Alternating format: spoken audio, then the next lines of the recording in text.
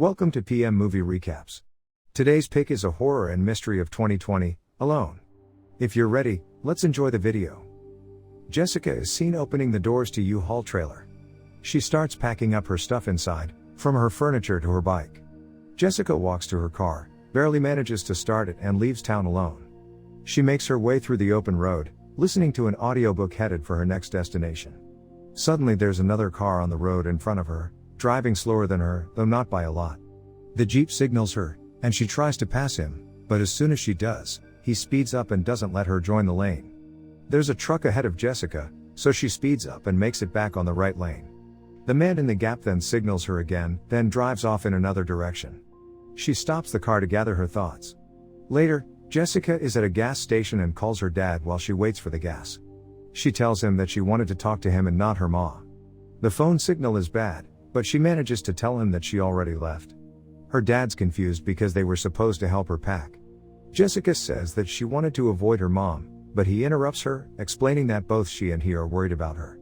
She tells him that she'll be fine, then turns around and notices the black Jeep from earlier slowly driving behind her. Jessica ends her conversation with her dad and leaves the gas station to continue her journey. Later, she's in a motel caressing the wedding ring that's on her necklace. Her phone rings, but she doesn't pick up because it's her ma. She lies in bed looking at pictures with her late husband and gets upset. Jessica lies awake in bed and looks through the window. She sees the black Jeep pull up at the hotel parking lot the next morning. She is woken up by her alarm. She gets in her car and sets up her GPS, but before she can start it, a man knocks on her window, scaring her. Jessica cracks open the window and he asks if she recognizes him, then points to the black Jeep. It unsettles her. The man apologizes for the situation on the road they had the previous day, saying that he wasn't paying attention. He tries to make small talk and tells her that he knows the area. She says that she's headed up north. Then he wishes her a good trip and leaves. Jessica drives away from the motel and into the woods. Her mom tries to call her again, but she doesn't answer. As Jessica continues driving, she sees the Jeep stopped in the middle of the road. She stops behind him but doesn't leave the car and locks her door. Jessica tries to drive around the Jeep, but the man stops her and asks her to open her window. He tells her that his engine died, and she offers to call him a tow truck. The man would prefer it if she could give him a ride to the nearest gas station, but help him get his car out of the road before they leave. Jessica tells him that she's in a bit of a hurry and that she could call the nearest gas station to tell them where he is. The man insists on his plan, so she apologizes and drives away from him, freaking out. That night, she is still at the road. When she reaches a stop and decides to take a rest, Jessica lights a cigarette and calls her mom. They talk about her leaving early, and her ma asks her if she's there yet, but Jessica tells her that she'll be there sometime tomorrow. Her mom thinks it's a bad idea for her to leave so early after what happened, but she thinks that it's time to move on. Suddenly the man pulls up behind her again and she rushes back to her car. When she gets in, she has a hard time starting the car, and before she drives off, the man from the gap walks over to talk to her again. She stops a little bit down the road, and he knocks at her window saying that she almost ran him over later. Jessica is driving and she sees him behind her again. She calls the police and tries to explain what's going on but can barely keep it together. The Jeep passes her and speeds up, so she tells the dispatcher that it was a false alarm. A little after that situation, Jessica begins losing control over her car.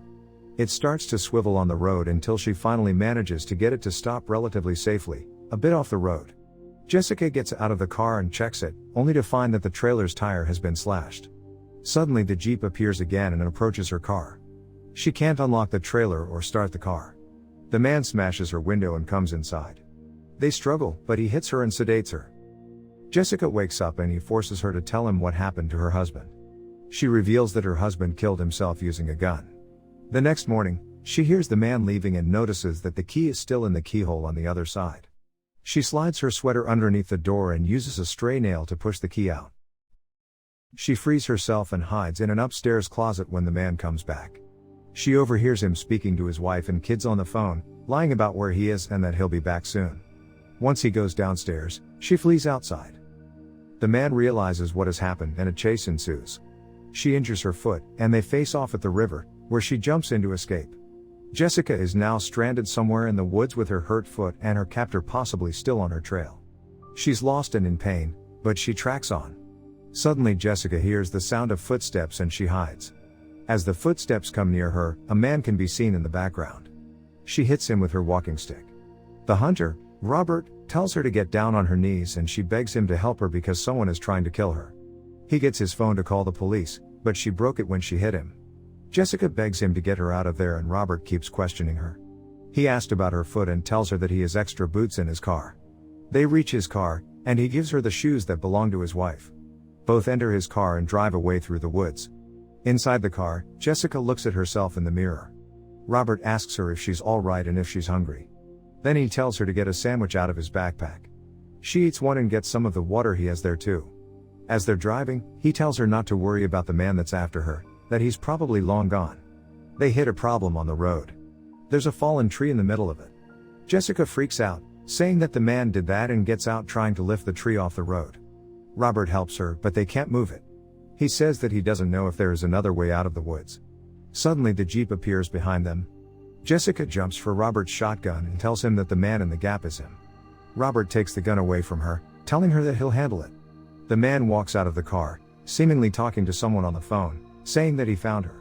He tells Robert that she's his sister and that she ran out of the house when she had one of her episodes. Robert tells him what Jessica said he did to her. The man sticks to his story, saying that she went through the tragedy of her husband dying and lost her mind. Robert doesn't know what to believe, so he keeps protecting Jessica. She tells him that now that he's seen his face, he won't let him out of the woods alive. The man keeps acting like she's his sister and goes to grab her, pushing Robert away. Who doesn't know what to do? Jessica screams for help and tells him to ask for his phone, to call the police.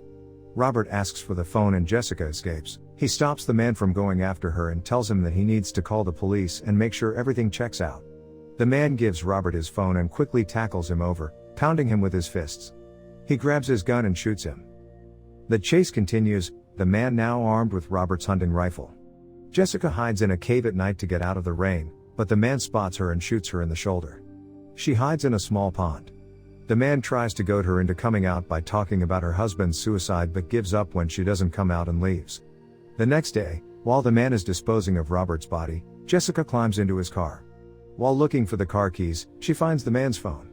She steals it and climbs in the trunk as the man returns to the vehicle. While he is driving, Jessica dials 911, trying to whisper to the operator what happened to her. The man sees that his phone is missing and stops the car. He realizes that she is in the trunk.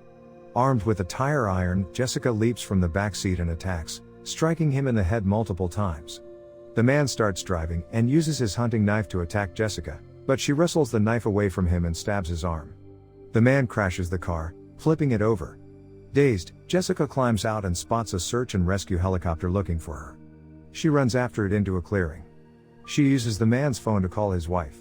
She reveals that he is trying to kill her and has murdered Robert. The man follows Jessica into the clearing. Jessica puts the phone on speaker and taunts the man with it. In one final showdown, Jessica, armed with the tire iron, and the man, armed with the hunting knife, run at each other. After a struggle, Jessica stabs the man and watches him, smiling as he dies. As Jessica lies exhausted, the helicopter descends from above and she is finally saved. Thank you for watching, but before leaving please make sure that you click subscribe and turn on the notification so that you can enjoy watching more videos like this.